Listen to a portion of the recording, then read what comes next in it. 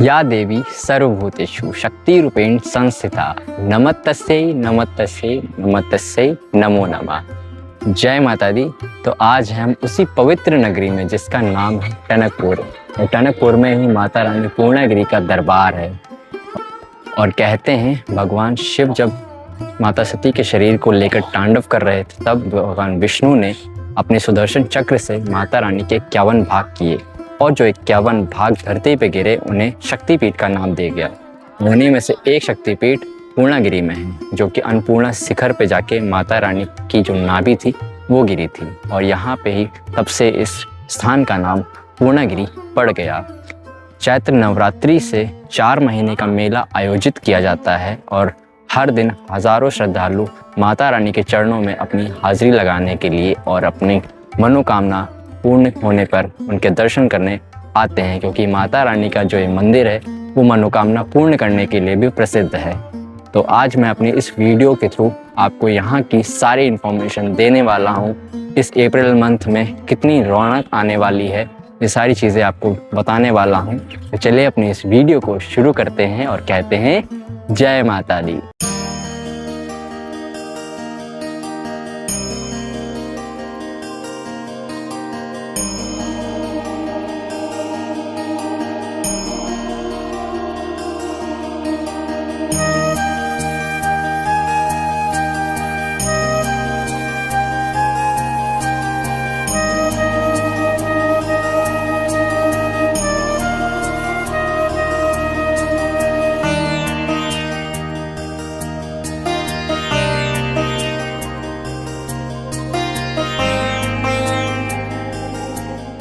अपनी यात्रा की शुरुआत हमने अपने शहर सीतापुर से शुरू की और मैलानी के खूबसूरत जंगलों से होते हुए हमारी ट्रेन ने पूर्णागिरि यात्रा में आने वाले सबसे प्रमुख पड़ाव पीलीभीत पहुंचाया, जिसमें हमने अपनी पहली ट्रेन सीतापुर से पीलीभीत और फिर दूसरी ट्रेन पीलीभीत से टनकपुर का सफ़र, जो अपने आप में ही भक्तों को एक अलग ऊर्जा महसूस कराता है।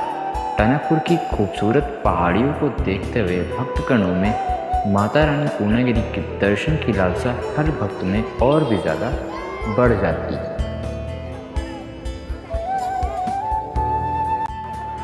जयकारा शेरावाली दा बोल सच्चे दरबार की जय। अभी हम पहुंच गए हैं माता रानी की उसी पवित्र नगरी में जिसका नाम है टनकपुर। तो कमेंट में जय माता दी ज़रूर लिखें। जय माता दी, जय माता दी।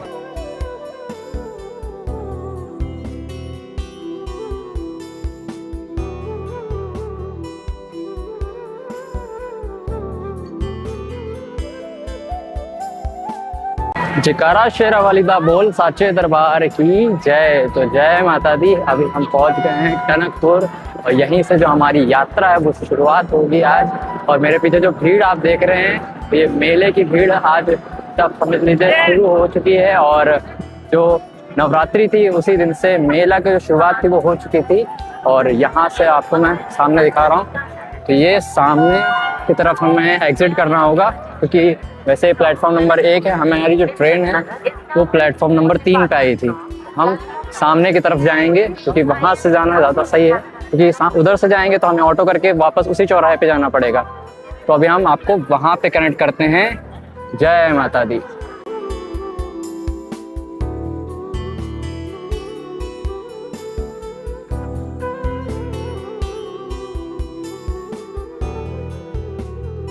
तो आप देख रहे होंगे जिससे बहुत सारे लोग इस साइड से भी जा रहे हैं, क्योंकि यहाँ पे ना जो टैक्सी स्टैंड है वो इधर शिफ्ट कर दिया गया है, तो आपको वहाँ पे भी टैक्सी मिल जाएगी। तो मोस्टली अब लोग यहाँ से भी जाना चाहते हैं। और वो देखिए सामने यहाँ पे मैं आपको जूम करके दिखा रहा हूँ, यहाँ पे है बस स्टॉप इसका। तो वैसे हमें इधर ही जाना होगा, तो आपको यहाँ से जाएंगे, आपको तुरंत टैक्सी यहाँ से मिल जाएगी जो आपको ठूली घाट छोड़ेगी और उसका फेयर जो होगा वो 40 रुपये होगा। वहाँ से हमारी जो मेन यात्रा होगी वो शुरू होगी। करीब 15 किलोमीटर दूर है यहाँ से ठूली घाट, तो आप टैक्सी से जाएं। चलिए फिर आपसे मिलते हैं। जय माता दी।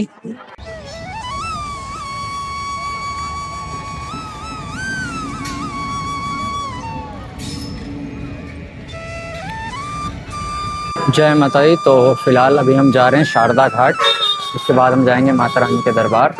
तो मेरे पीछे आप ऐसे में आपको नज़र आ रही होगी, तो राइट साइड पे आप जैसे टर्न लेंगे तो वैसे ही आपको सामने की तरफ ऐसे जाना होगा। तो अभी हम आपको शारदा घाट पे लेकर चलते हैं। जय माता दी। तो सामने आपको क्रॉसिंग दिखाई दे रही होगी और इस साइड पे ये रास्ता गया है और ये राजाराम चौराहा है। और इस साइड पे आप अगर सीधे जाएंगे तो आप रेलवे स्टेशन पहुंच जाएंगे।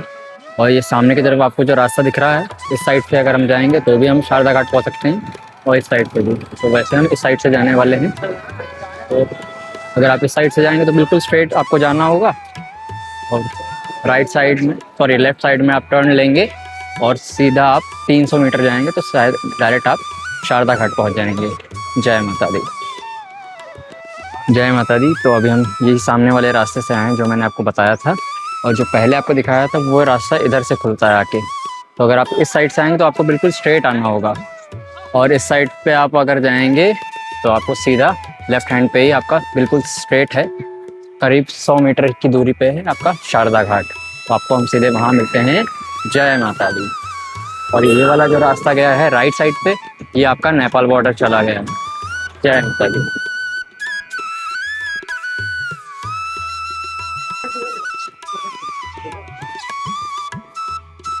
सामने आप जैसे इस पैच पे आएंगे तो इस साइड पे आपको जाना होगा और सीधे सामने वाली रोड पे आपको जैसे दिख जाएंगे।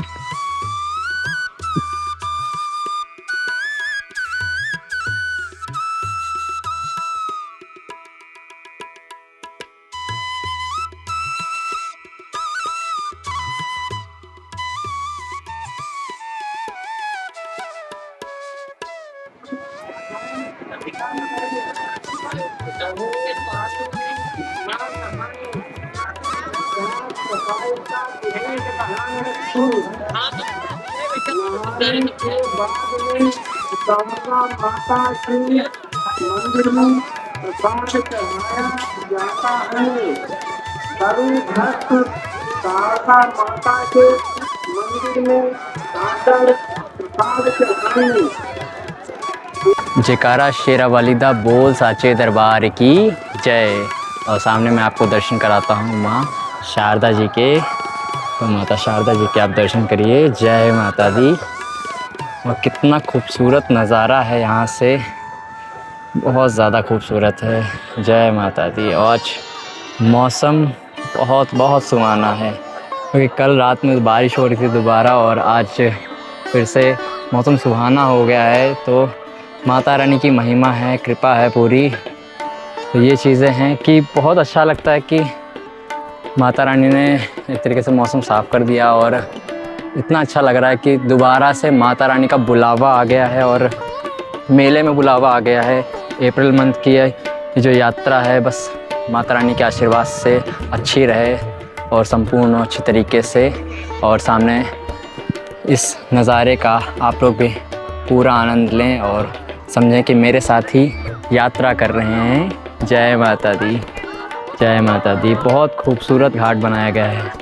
जय माता दी।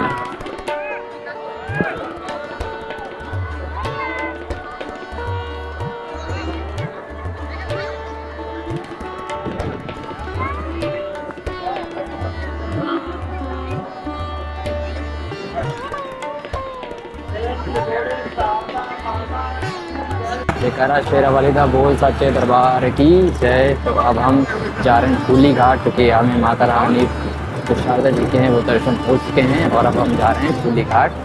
और ये हम टैक्सी में बैठ चुके हैं।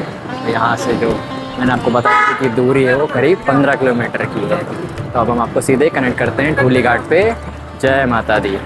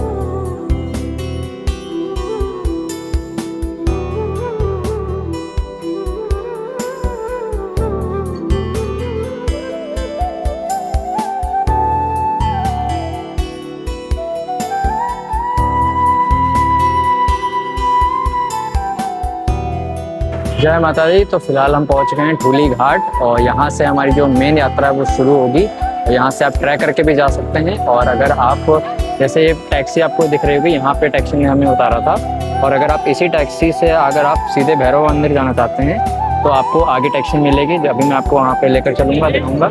और इस साइड पे आपको यहाँ पे भंडारे भी देखने को मिलेंगे, तो आप भंडारे का भी आनंद उठा सकते हैं। और सामने भी आगे भी भंडारा है। तो ये 4 महीने जो मेला चलता है पूरा, इसमें 4 महीने पूरे हर दिन भंडारा 24 घंटे एक तरीके से चलता रहता है निरंतर। और यहाँ से हमारी जो मेन यात्रा है वो शुरू होगी। तो अब हम आपको सीधे भंडारा ग्रहण करने के बाद मिलते हैं। जय माता दी। जय माता दी। प्रसाद ग्रहण करने के बाद अब हम बढ़ रहे हैं अपनी यात्रा में आगे। और यहाँ से सामने मैं आपको दिखा रहा हूँ, वो जो आपको दूर से दिख रहा होगा, वहाँ से हमारी जो यात्रा है वो शुरू हो जाएगी। और सामने हमें जाना होगा। और मैं आपको दिखाता हूँ, ये जो आपको सामने पहाड़ दिख रहा है, यही है अन्नपूर्णा शिखर, जहाँ पे हमारी माता रानी पूर्णागिरि विराजमान है। और यहाँ से माता रानी का मंदिर भी दिख रहा है। जय माता दी, जय माता दी। और यहाँ से आपको मैं बता रहा हूँ कि यहाँ पे आपको जो सामने टैक्सी दिख रही होगी, यहाँ से आपको सीधे भैरव मंदिर जाने के लिए आपको ये टैक्सी मिल जाएगी, जिसका फेयर 30 रुपये होगा। और वापस भी आपको यहीं पे छोड़ेगी। और इस साइड से हम आए थे, इधर से हमारा रूट था टनकपुर वाला। और ये हमारा चला गया है माता रानी के दरबार के लिए, जो सामने से पूरा गया हुआ है। जय माता दी।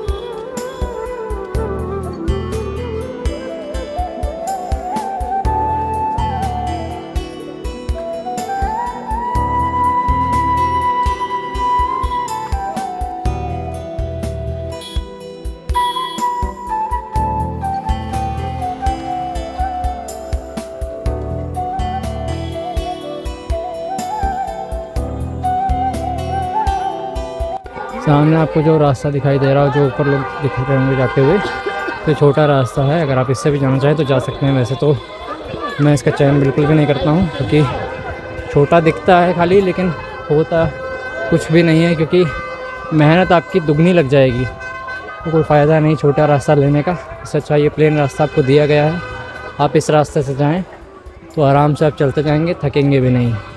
जय माता दी।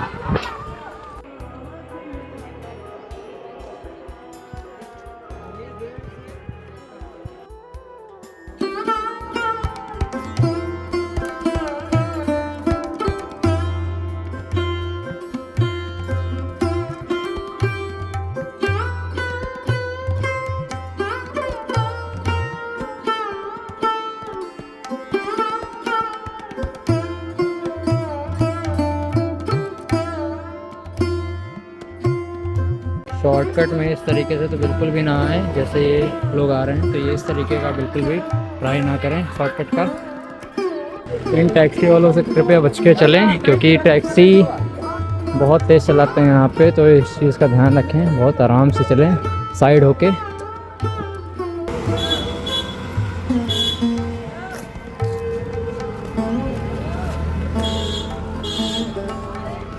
सामने है पहाड़ की खूबसूरती और नीचे आपको मैं कुछ और दिखाता हूँ। ये है पहाड़ की गंदगी भी, जो कि हमने ही फैलाई है अगर देखा जाए तो। ये चीज़ है कि इसका कुछ इलाज है या नहीं मुझे भी नहीं पता, लेकिन वैसे तो सभी कहते हैं कि ऐसा नहीं करना चाहिए। और फिर कौन है वो लोग जो ये सारी चीज़ें करके यहाँ पे जा रहे हैं? तो ये चीज़ें नहीं करनी चाहिए, बस इतना ही कह सकता हूँ मैं तो अभी।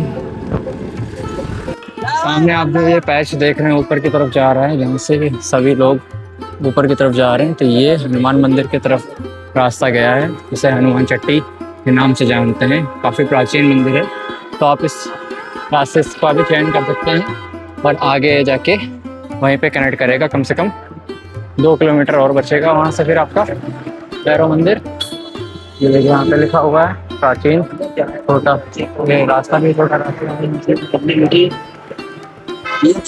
अन्नपूर्णा पहाड़ों से जो ये शाम का सनसेट है वो काफ़ी खूबसूरत नज़र आता है, यहाँ से आप देख सकते हैं। और नीचे है माता रानी शारदा जी की दर्शन आप कर सकते हैं। जय माता दी। और ये मध्यम हवा काफ़ी सुकून देती है ऐसे नज़ारे में, और भी ज़्यादा पवित्रता फील होती है।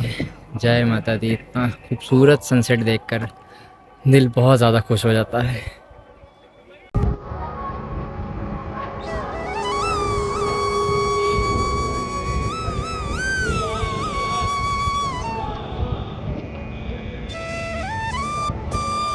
जैसे मैंने आपको बताया था कि हनुमान मंदिर के दर्शन के बाद यहाँ पे वो आके पैच खुलता है डायरेक्ट। अब यहाँ से जो भैरव मंदिर की जो दूरी रह गई है बस 2 से 2.5 किलोमीटर की रह गई है।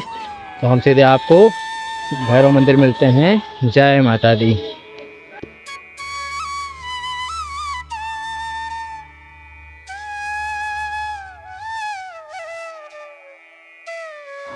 जय माता दी। तो यहाँ से जो खोली या फिर कह सकते हैं धर्मशाला वो स्टार्ट हो जाती है।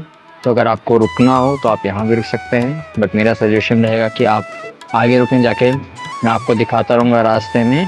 चलिए। जय माता दी। तो इन धर्मशालाओं में रुकने का सिर्फ एक कंडीशन होती है कि आपको इनसे प्रसाद लेना होगा, और बाकी आपको ये आपको लेटने की जगह और शौचालय, स्नान गृह, सारी चीज़ें फैसिलिटीज़ आपको देंगे यहाँ पे। तो आपका कोई भी पैसा नहीं पड़ेगा क्योंकि ये बिल्कुल फ्री है, बस आपको इनसे प्रसाद लेना होगा। एक चीज़ और मैं आपको बताता हूँ यहाँ पे कि अगर बाई चांस आप जैसे सभी लोग इसे ट्राई करके जा रहे हैं और अगर आपको बाई चांस शौचालय जाने की नीड पड़ रही होगी, और अगर फिर भी आप यहाँ पे ऐसा सुना गया है, कई बार देखा भी गया है कि धर्मशाला वाले ने ये चीज़ बोला है कि हम आपको वॉशरूम तभी यूज़ करने देंगे जब आप वहाँ रुकेंगे। तो ये चीज़ यहाँ पे देखी गई है। तो ये अगर आपके साथ ऐसा होता है तो आप कंप्लेन कर सकते हैं यहाँ पे। बाकी ऐसा मैंने अभी तक नहीं देखा है, लेकिन हाँ ऐसा कई बार वीडियोस में देखा है और सुना है मैंने भी। तो चीज़ का ध्यान रखें यहाँ पे। बाकी सारी चीज़ें आप देख सकते हैं, आपको साफ़ सफाई मिलेगी हर तरीके से। और आगे देखिए यहाँ पे जो ऊपर दिख रहा है ये आपको होटल्स दिख रहे होंगे यहाँ पे। तो ये होटल भी है, स्टार्टिंग में कुछ होटल्स भी हैं। इन चीज़ों का भी आप लाभ उठा सकते हैं। ये पेड होते हैं यहाँ तक। ये चीज़ आपको कि होटल अगर कोई दे रहा है तो वो पेड होगा और धर्मशाला फ्री होगी। और काफ़ी यात्री यहाँ पे रुके भी हुए हैं, तो आप यहाँ रुक सकते हैं। बाकी हम आगे रुकेंगे जहाँ पे माता रानी काली जी का मंदिर है वहाँ पे। जय माता दी। तो अगर आप प्राइवेट व्हीकल से आ रहे हैं तो आपको कुछ इस तरीके से यहाँ पे पार्क करना पड़ सकता है, और लिखा भी हुआ है प्राइवेट कार पार्किंग। तो यहाँ पे आप पार्क कर सकते हैं, देख सकते हैं आप पार्किंग की भी गई। बाकी यहाँ पे सारी धर्मशाला और भी ज़्यादा स्टार्ट हो गई है। आपको पूरे रास्ते धर्मशालाएँ ही देखने को मिलेंगी, और आगे टैक्सी स्टैंड है। मैं आपको टैक्सी स्टैंड पर कनेक्ट करता हूँ। जय माता दी। जय माता दी। तो फिलहाल हम पहुँच गए हैं उसी पार्किंग के पास। तो ये तो नीचे रास्ता गया है, यहीं पे नीचे पार्किंग बनी हुई है टैक्सी की भी, और प्राइवेट व्हीकल्स भी आप नीचे जाके खड़े कर सकते हैं वैसे तो। और मोस्टली यहाँ पे लोग खड़ा करते हैं क्योंकि नीचे से लाने में शायद उनको दिक्कत होती होगी। तो आप नीचे अभी आप जा सकते हैं, और सामने यहाँ पे शौचालय बना हुआ है जिनसे आप, और ये देखिए खाने पीने की आपको सारी सुविधाएं यहाँ पे मिलती रहेंगी। रास्ते भर में आपको मिलेंगी, वैसे तो कोई दिक्कत होगी नहीं। और यहाँ से देखिए टैक्सी, और ऊपर देखिए यहाँ पे भी पार्किंग बनी हुई है। तो अगर आप सुबह वापस दर्शन करके आएंगे तो सुबह 6 बजे आपको यहाँ पे आना होगा, और यहाँ से पहली गाड़ी पकड़ के आप नीचे टनकपुर जा सकते हैं। जय माता दी।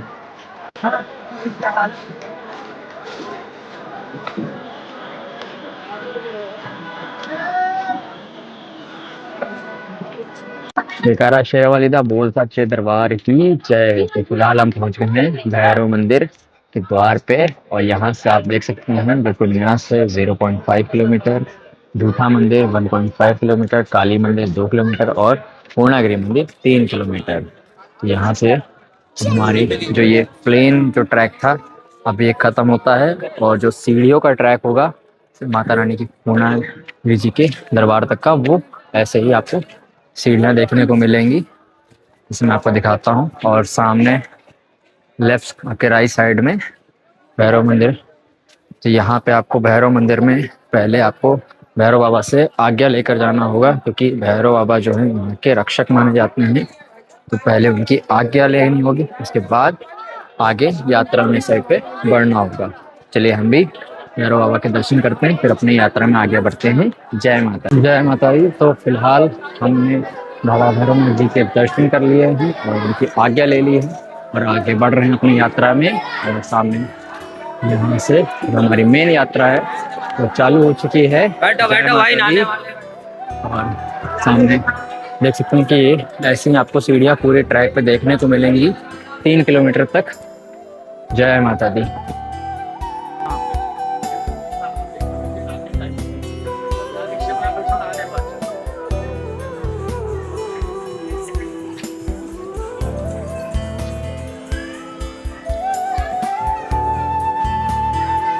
जय माता दी। तो फिलहाल बहुत लोग कंफ्यूज हो रहे थे इस पॉइंट से, तो इस पॉइंट पे आपको नहीं जाना है, ये नया रास्ता बना है। नॉर्मल पुराने रास्ते से जाएं, आगे जाके ये कनेक्ट होगा। यहाँ पे एरो दिया हुआ है माता पूर्णागिरी मंदिर का, और इस साइड पे भी देखिए सामने दोनों एरो माता पूर्णागिरी मंदिर की तरफ जाए। तो ये पुराना वाला रास्ता, वो नया वाला रास्ता है, आगे कनेक्ट होगा। तो इससे अच्छा इसी पुराने रास्ते पे ही हमें जाना चाहिए, ऐसे घूम के जाने का कोई भी फायदा नहीं है।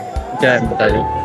जयकारा शेरावाली दा बोल सच्चे दरबार की जय। तो जो मैंने आपको पहले रास्ता दिखाया था नया वाला, वो यहाँ के खुलता है और सामने ही आपको झूठे के मंदिर के दर्शन होंगे। तो ये वही मंदिर है जिसमें की कहानी कहते हैं कि एक सेठ थे, तो वे माता रानी के भक्त थे, लेकिन उनके घर पर कोई भी पुत्र नहीं था।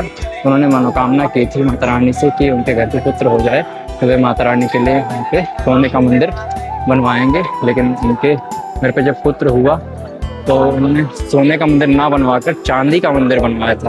और जब वे इसी मंदिर को यहाँ पे ला रहे थे तो आराम करने के लिए यहाँ पे उन्होंने रखा था, लेकिन जब उन्होंने उठाने की कोशिश की उस मंदिर को, तो मंदिर अपनी जगह से भी ना हिला। तो ये होता है कि आपकी जो श्रद्धा है वो सच्ची नहीं है, उसमें कोई भी छल कपट है, तो माता रानी उसे बिल्कुल भी स्वीकार नहीं करेंगे। तो इसे ध्यान रखें, और इसीलिए इसको झूठे का मंदिर कहा गया, क्योंकि झूठा की बुनियाद पे हुए इसका निर्माण उन्होंने करवाया था। तो माता रानी ने इस मंदिर को एक्सेप्ट बिल्कुल भी नहीं किया था। चलिए अब अपनी यात्रा में आगे बढ़ते हैं। जय माता दी। और जैसे ही आप झूठे का मंदिर क्रॉस करेंगे तो आपकी जो डिस्टेंस रह जाएगा माता रानी के मंदिर का, वो करीब 1.5 किलोमीटर का रह जाएगा। 1 किलोमीटर काली मंदिर की दूरी रह जाएगी। और हाँ, मैंने अभी वीडियो देखी थी तो उसमें मैंने चांदी का मंदिर बोल दिया था गलती से। तो चांदी का मंदिर नहीं बना था, तांबे का मंदिर बनवाया था और उस पर सोने का पानी चढ़वाया था। तो ये चीज़ मेरी गलती थी, तो मैंने अभी ठीक कर दी। चलिए आपसे अब आगे मिलते हैं। जय माता दी। जय माता दी। तो आपको एक छोटी सी इन्फॉर्मेशन और देनी थी कि अगर आप पहाड़ पे आ रहे हैं या कहीं भी यात्रा पे जा रहे हैं ऐसी जगह पे जहाँ पे नेटवर्क की कमी है, तो वहाँ पे अपने परिवारजनों का ध्यान ज़रूर रखें। क्योंकि कई बार देखा है, मैंने खुद भी देखा है कि आपके परिवारजन जो होते हैं वो अलग हो जाते हैं।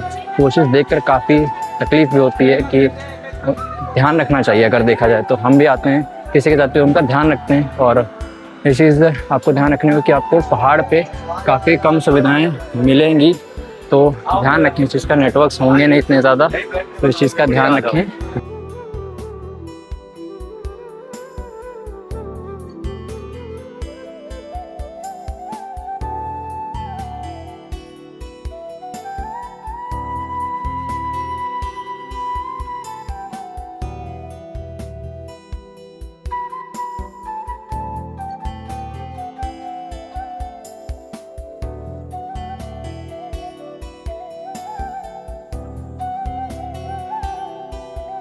जय माता दी। तो फिलहाल हम पहुंच चुके हैं माता रानी महाकाली जी के मंदिर पे। सामने आपको हम दर्शन कराते हैं। माता रानी काली जी के दर्शन करिए आप सभी। जय माता दी। जय माता दी। और यहाँ से सामने की तरफ ही सीढ़ियों का रास्ता चालू हो जाएगा, जो मेन सीढ़ियाँ हैं। और यहाँ से सिर्फ 500 मीटर है, तो करीब 400-300 सीढ़ियाँ ऐसे ही रह जाती हैं। तो अब हम थोड़ा सा रेस्ट करेंगे, उसके बाद फिर जाएंगे माता रानी के दर्शन करने। तो चलिए आपसे मिलते हैं। जय माता दी।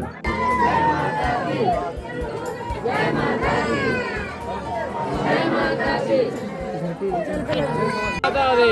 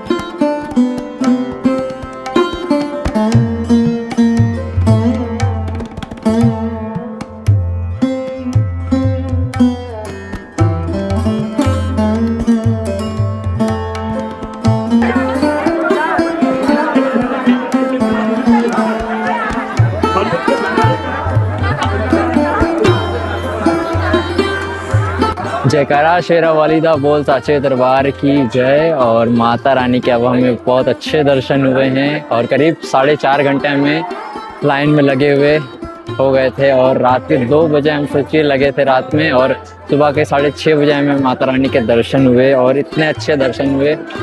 बहुत दिल खुश हो गया कि मेला में, मतलब मेला चल रहा है और मेले में इतना भीड़ होती फिर भी इतने अच्छे दर्शन हो गए। तो ये चीज़ तो बयां करना ही बहुत मुश्किल है। ऐसे माता रानी बस बुलाती रहें। आप सभी की तरफ से हाजिरी भी लगा दी है। आप लोगों को माता रानी ऐसी जल्दी बुलाएं अपने आशीर्वाद के लिए। तो बस अब आपको हम सीधे नेपाल में मिलेंगे, जहाँ पे सिद्ध बाबा जाना होगा हमें, फिर अपनी यात्रा को कंप्लीट करेंगे। चलिए अब अपनी यात्रा में आगे बढ़ते हैं, क्योंकि अभी यात्रा कंप्लीट नहीं हुई है। माता रानी के दर्शन हो गए हैं बट सिद्ध बाबा के दर्शन बचे हुए हैं। तो चलिए अब आपको नेपाल में मिलते हैं। जय माता दी। एक चीज़ का ध्यान रखें आप, क्योंकि अगर आप मेले में आ रहे हैं या नवरात्रि में आ रहे हैं तो आपको ऐसी भीड़ देखने को मिलती रहेगी, और ये करीब 4 महीने की भीड़ रहेगी ऐसे। तो आप इस चीज़ का ध्यान रखें कि अगर आप मेले में आ रहे हैं तो आपको जैसे आप कहीं पे धर्मशाला में आते हैं तुरंत आप फ्रेश हो जाएं, नहा धो के, और तुरंत लाइन में लग जाएं, क्योंकि ये चीज़ आपको वरना फेस करनी पड़ेगी जैसे हमने आज किया है कि हमें भी 4 घंटे लग गए। और इससे पहले न्यू ईयर पे हम आए थे तब 6 घंटे हमें लगे थे। तो समझ सकते हैं कि भीड़ कितनी ज़्यादा होती है। तो इस चीज़ का ध्यान रखें। और बाकी अब हम आपको सीधे नीचे कनेक्ट करेंगे। जय माता दी। क्वेश्चन था आप सभी के लिए, तो आप लोग बताइएगा कि जो माता रानी का ये मंदिर है वो जिस चट्टान पे है उस चट्टान का नाम क्या है। तो देखते हैं किस लोगों को इस चट्टान का नाम पता है इसका, तो आप लोग ज़रूर बताइएगा कमेंट में। जय माता दी।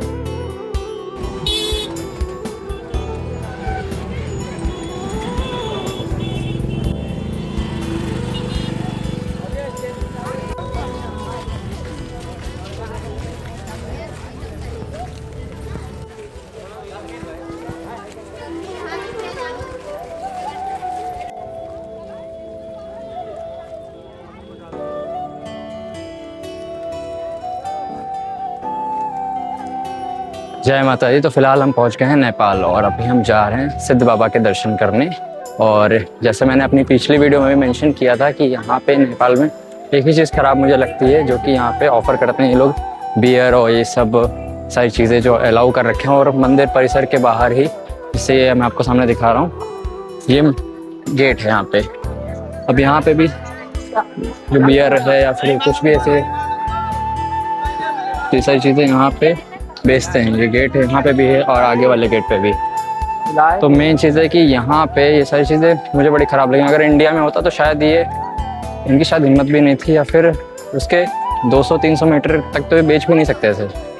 ये चीज़ें यहाँ की सरकार को तो देखना चाहिए, क्योंकि मैं चाहूँगा कि ये सारी चीज़ें तो नहीं होनी चाहिए, कि खुद पता होना चाहिए कि हम किन के दर्शन करके आ रहे हैं और किस मकसद से आ रहे हैं यहाँ पे।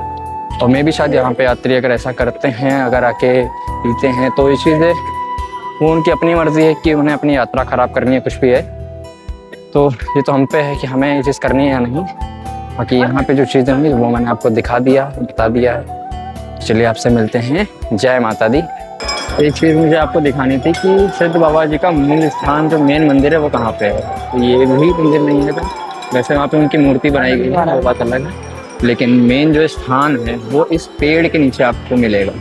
जैसे यहाँ पे सारे लोग दर्शन कर रहे हैं, यहाँ पे सिद्ध बाबा जी का मूल स्थान था, वो इसी पेड़ के नीचे बैठा करते थे। जय माता दी।